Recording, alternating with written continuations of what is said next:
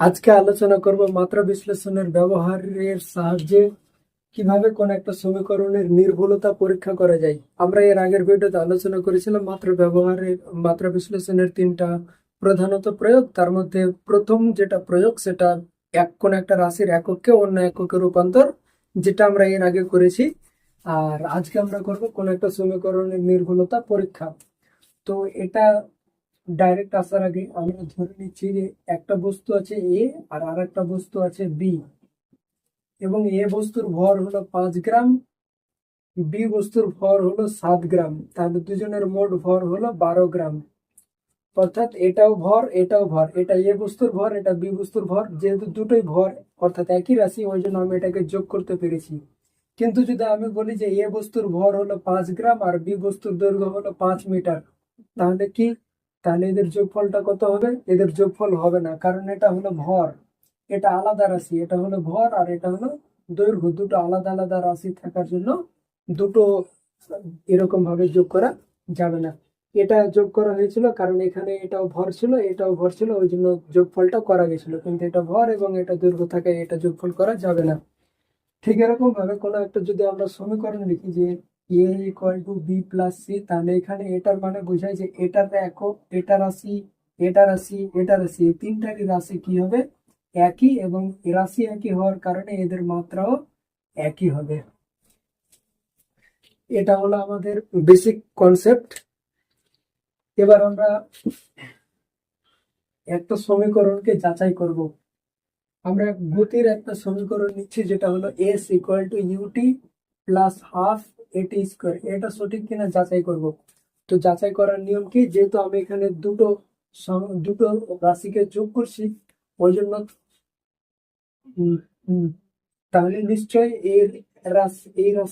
এই রাশির মাত্রা, এই অংশটার মাত্রা এবং এই অংশটার মাত্রা সমান হবে কার সঙ্গে? এস এর সঙ্গে। যদি সমান হয়ে যায় তাহলে সেই সমীকরণটা নির্ভুল, আর সমান যদি না হয় তাহলে সেই সমীকরণটা নির্ভুল নয়।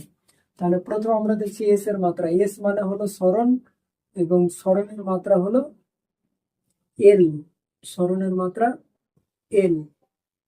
এবার তারপর আমরা যাচাই করব ইউটি এর মাত্রা। ইউটি এর মাত্রা, যেখানে ইউ কি, ইউ হলো প্রাথমিক বেগ এবং টি হলো সময়, তাহলে ইউটি এর মাত্রা সমান সমান কি হবে? বেগের মাত্রা বাই, সরি, বেগের মাত্রা গুণ সময়ের মাত্রা।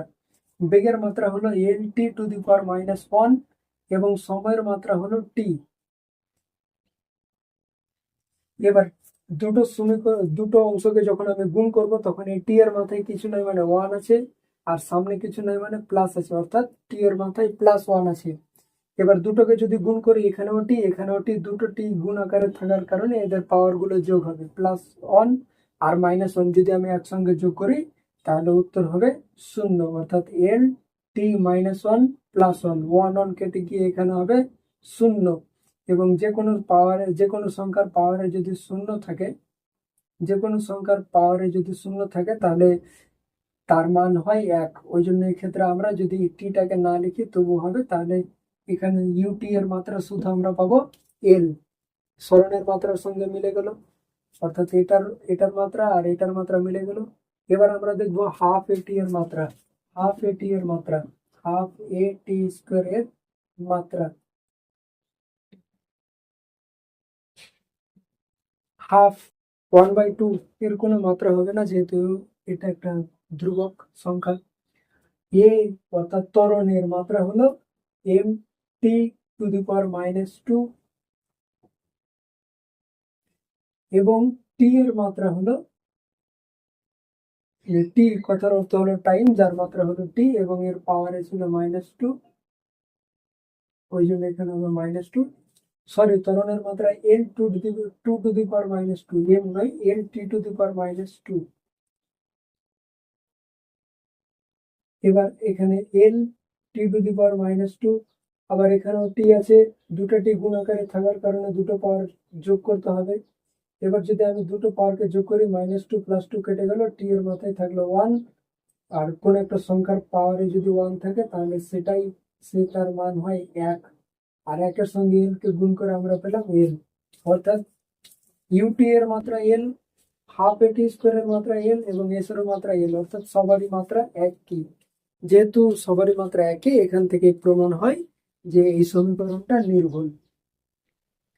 এবার আলোচনা করব মাত্রা বিশ্লেষণের তৃতীয় প্রয়োগ, যেটা হলো বিভিন্ন ভৌত রাশির মধ্যে সম্পর্ক নির্ণয়। এবং এই ক্ষেত্রে আমরা উদাহরণ হিসাবে নেব সরল দোলক। সরল দোলক কি? যদি এরকম ভাবে কোনো একটা কঠিন বস্তু যেমন লোহা থাকে, আর সেখানে যদি একটা দড়ি ঝুলানো থাকে, আর দড়ির অগ্রভাগে যদি কোনো একটা ভারী কণা থাকে, আর এটাকে যদি দোলানো হয় এদিক ওদিক করে, তাহলে সেটাই তার গতিটাই হলো সরল দোল গতি। এবং এই সরল দোল গতির আমরা পর্যায়কালটা বের করব, এবং পর্যায়কালটা কার আর বাকি রাশির সঙ্গে কি সম্পর্ক আছে সেটা আমরা নির্ণয় করব। তো ধরে নিলাম আমরা দোলনকাল হলো টি, দোলনকাল টি, যার মাত্রা হলো টি সময়, মানে এখান থেকে ওটা যেতে আসতে টি সময় লাগছে। এবং দৈর্ঘ্য ধরে নিলাম এল, দৈর্ঘ্য এল, অর্থাৎ এই যে যে সুতোটা দিয়ে বাঁধা আছে সেই সুতোটার দৈর্ঘ্য ধরে নিলাম আমরা এল, যার মাত্রা হলো এল, দৈর্ঘ্যের মাত্রা এল। এবং আমরা ধরে নিলাম এই বস্তুটাকে পৃথিবী অভিকর্ষ বল দিয়ে টানছে, এবং অভিকর্ষ বলের মাত্রা, অভিকর্ষ বল যেটাকে লেখা হয় জি দিয়ে, এবং এর মাত্রা হলো, সরি অভিকর্ষ বল নয়, অভিকর্ষ ত্বরণ এক্ষেত্রে থাকবে। এবং অভিকর্ষ ত্বরণের মাত্রা হলো L2⁻², এবং এর ভর ধরে নিলাম আমরা এম, ভর এম, যার মাত্রা হলো ক্যাপিটাল এম। এবার দোলনকাল সমান সমান সমান ধরে নিলাম টি ইন্টু এম এল জি, এর পাওয়ারে এ থাকবে, এর পাওয়ারে বি, এবং এর পাওয়ারে থাকবে সি, যেখানে কে হলো একটা ধ্রুবক, কে হলো একটা ধ্রুবক। অর্থাৎ এটা আমরা সমীকরণটা আমরা ধরে নিলাম যে দোলনকাল নির্ভর করবে একটা ধ্রুবকের উপরে, এবং ভরের ভরের উপরে, দৈর্ঘ্যের একক দৈর্ঘ্যের উপরে, এবং অভিকর্ষ ত্বরণের উপরে। কিন্তু কিভাবে নির্ভর নির্ভর করবে সেটা আমাদের জানা নাই, আমরা সেটাই বের করব। তো এখানে আমরা এবার এগুলোর আমরা মাত্রা লিখবো। টি আছে, টি এর মাত্রা, টি মানে দোলনকাল, যার মাত্রা হলো টি, তাহলে টি লিখলাম ইকুয়াল টু কে, যেহেতু এটা একটা ধ্রুবক ওই জন্য এর কোনো মাত্রা নাই। এম, এম মানে ভর, যার মাত্রা হলো এম, এবং এর পাওয়ারে এ আছে, এ লিখলাম। এল মানে হলো দৈর্ঘ্য, যার মাত্রা হলো এল, এবং এর পাওয়ারে বি আছে, বি লিখলাম। এবং এর সঙ্গে আছে জি, জি এর মাত্রা কি? L_T⁻², এর পাওয়ারে কি লিখবো? সি, কারণ এখানে জি এর পাওয়ারে আমরা সি ধরেছি। এবার এদিকে যেহেতু এম এল নাই, ওই জন্য আমরা ধরে নেব এম নাই, মানে এম আছে কিন্তু এম এর মাথায় আছে জিরো, এল আছে কিন্তু এল এর মাথায় আছে জিরো, এরকম আমরা ধরে নিলাম। কেন ধরে যায়? কারণ কোন একটা সংখ্যার পাওয়ারে যদি জিরো থাকে তাহলে তার মান সবসময় এক বোঝায়, ওই জন্য এটাকে আমরা ধরতে পারি। এবার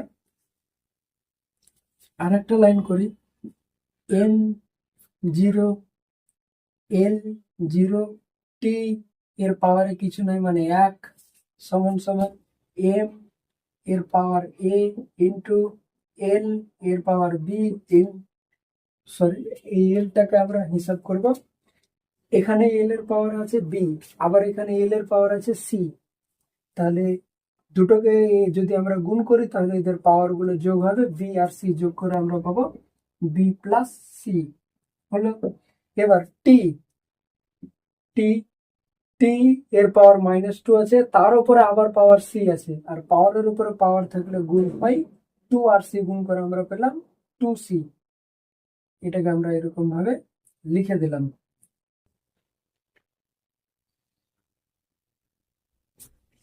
এবার সমসত্যতার নীতি অনুযায়ী, সমসত্যতার নীতি কি? এই দিক যেহেতু এটি আর এটি যেহেতু সমান, অর্থাৎ বাম পক্ষ আর ডান পক্ষ যেহেতু সমান, তাহলে তাদের মাত্রাগুলোও সমান হবে। অর্থাৎ এম এ, এখানে এম এর মাত্রা যেটা আছে আর এখানে এম এর মাত্রা যেটা আছে, এই দুটাই সমান হবে। এখানে এম এর মাত্রা এ আর এখানে এম এর মাত্রা জিরো, তাহলে এ এর মান কত হবে? জিরো, এ এর মান হলো জিরো। কোন নীতিতে? সমসত্যতার নীতিতে। এখানে এল এর পাওয়ার আছে বি প্লাস সি, আর এখানে এল এর পাওয়ার আছে 0। তাহলে এখানে আমরা কি লিখতে পারি, বি প্লাস সি সমান সমান কত হবে, 0। আবার এখানে টি এর পাওয়ার আছে -2c, -2c সমান সমান এখানে টি এর পাওয়ার আছে 1। তাহলে আমরা বলতে পারি যে -2c সমান সমান 1। তাহলে এখানেই প্রথমে করা যায় যে সি যদি এদিকে থাকে, তাহলে -2 যদি ওদিকে যায়, তাহলে ভাগ আকারে হয়ে হবে -1/2। তাহলে এবার b equal to -c, plus c ছিল সমান সমান ওই পারে গিয়ে হলো -c। এবার বি সমান সমান -c, সি এর মান কত, -1, মাইনাস ছিল থাকলো। এবার সি এর মান বসাবো, সি এর মান -1 আছে, -1/2 আছে, বসিয়ে দিলাম। এবার এখানে মাইনাস আর এখানে মাইনাস, এই দুটো মাইনাস মিলে হয়ে যাবে প্লাস। তাহলে বি এর মান হলো +1/2। এবার আমরা এই সমীকরণটা কি ধরেছিলাম, T equal to K into M A L to the power B G to the power C. তাহলে এবার সমীকরণে কি লিখতে পারি, টি ইকুয়াল টু ধ্রুবকটা রাখলাম M A, M to the power A আছে, এ এর মান 0। তাহলে এম এর মান, সরি এম এর পাওয়ারে কত দেবো, 0। এল, এল দিলাম, এল এর পাওয়ার আছে বি, বি এর মান কত, 1/2, 1/2 রাখলাম। জি, জি এর পাওয়ার আছে সি, জি, জি এর পাওয়ার আছে সি, সি এর মান হলো -1/2। এবার টি সমান সমান কে থাকলো, m0 মানে 1, সেটা আর লেখার দরকার নাই। এল টু দি পাওয়ার 1/2 মানে হলো √এল, √এল মানে হলো এল টু দি পাওয়ার 1/2, এবং জি টু দি পাওয়ার -1/2 মানে হলো 1/√জি। তাহলে এটাই হলো টি, অর্থাৎ দোলনকালের সঙ্গে দৈর্ঘ্যের সম্পর্ক এবং অভিকর্ষ ত্বরণের সম্পর্ক। যে যদি যদি টি এর মান, যদি দৈর্ঘ্যের মান যদি বাড়ানো হয়, তাহলে দোলনকালও বাড়ে, এবং যদি অভিকর্ষ ত্বরণের মান যদি বাড়ানো হয়, যদি অভিকর্ষ ত্বরণ যদি বাড়ানো হয়, তাহলে দোলনকাল কমে।